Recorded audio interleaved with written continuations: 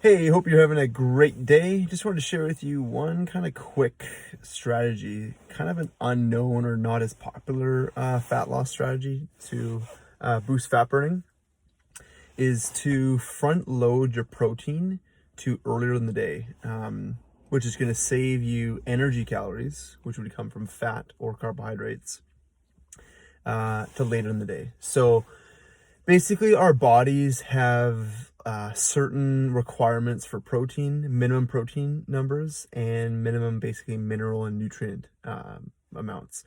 So your body's gonna consume as many calories as it needs to hit those minimums.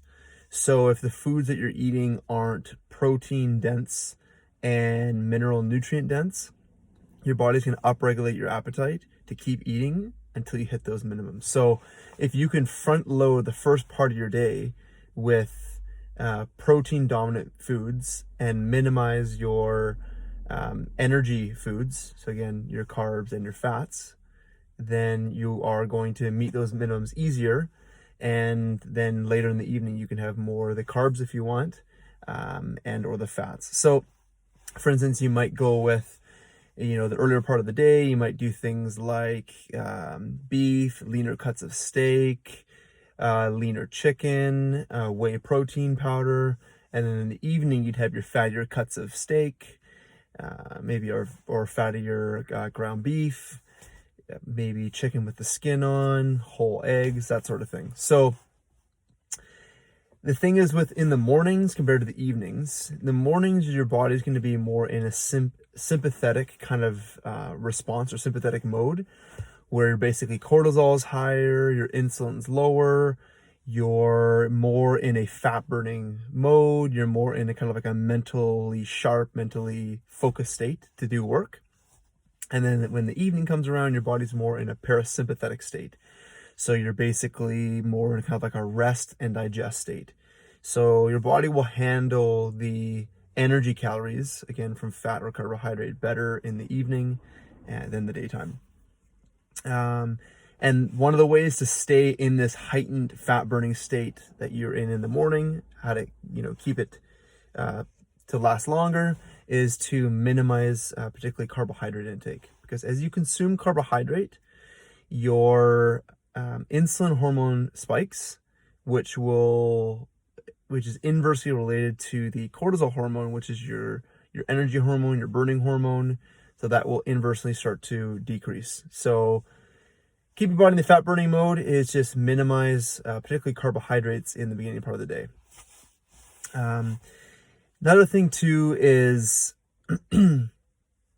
if you are going to have a cheat meal, for instance, and let's say you have a cheat meal once a week where you're having more of these high energy foods, carbs, fats, etc. Some people do these once a week, some people will do them once every 10 to 14 days. One little key tip before you do it: the first part of the day, really have as much protein as you can. So hit your protein minimums. And then when you do have your cheat later that night, you're going to be less inclined to just go crazy with the carbohydrates and the fats, because your body has either has hit or is close to hitting your protein and your mineral and nutrient minimums. So you're kind of less inclined to just go crazy and, fly off the handle with the junk. So I hope that helps with you.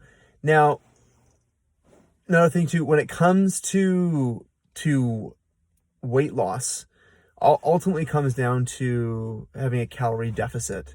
But if you are consuming more protein on the front end of your day, like I was saying, you're going to be eating less calories long or over the whole day and over the whole week, because your body's not upregulating its appetite to get you to eat more to hit those minimums, those protein minimums. So ultimately it comes down to calories in the end, but you're going to eat less calories by prioritizing your protein intake. So ultimately, summarize this. I know this is kind of a little bit long-winded, and I hope it wasn't too confusing.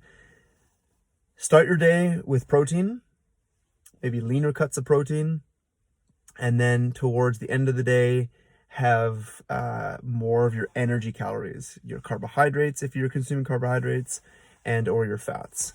So always prioritize protein over everything else, and you will get lean, stay lean, and be healthy. One more thing, if you do struggle with having bigger meals right before bed, if you feel that affects your sleep, one thing you may want to do is about maybe have your last meal, between your last meal and the time you go to bed, be about 2 hours. Some people say about 4 hours, but I think a minimum of 2 hours between your last meal and going to bed will help your body to digest that a little bit. So it won't affect your sleep, and it won't cause you to wake up throughout the night because of changes in your insulin levels, and particularly changes in your blood sugar levels. So when your blood sugar level drops, your body releases glucagon, which is going to help to upregulate and increase your blood sugar, which is potentially going to cause you to wake up in the middle of the night. So if you do have problems sleeping on a full stomach or right after you eat, give it a couple hours. So hope that helps. Happy fat loss. And if you have any questions, just comment below or send me a direct message, and I will do my best to answer them. All right, be blessed.